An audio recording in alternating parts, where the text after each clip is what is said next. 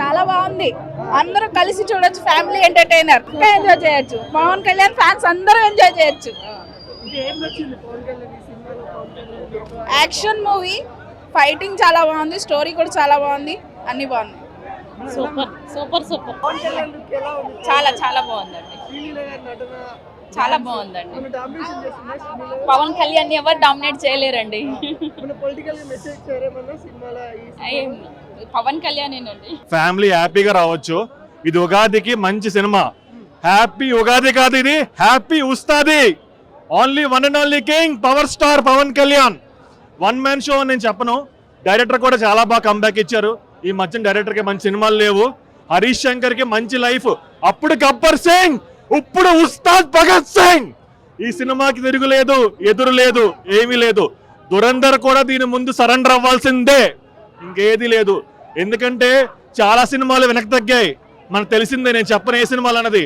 కానీ ధైర్యంగా వచ్చి హిట్ కొట్టి తెలుగోళ్ళకి మంచి ఉగాది పండుగ ఇచ్చిన ఏకైక వీరుడు మన Ustaad Bhagat Singh, deputy CM power star Pawan Kalyan.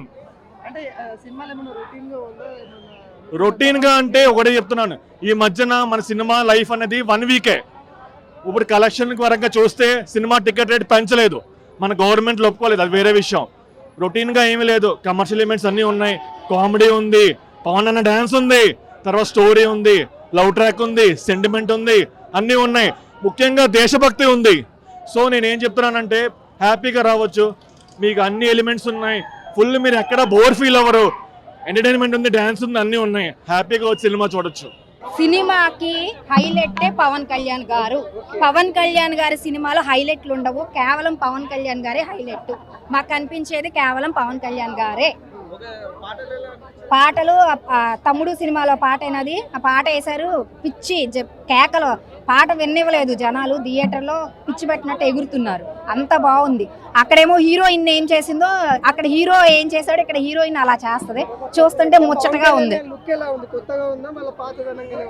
తమ్ముడు సినిమాలో పవన్ కళ్యాణ్ గారిని చూసినట్టు ఉంది.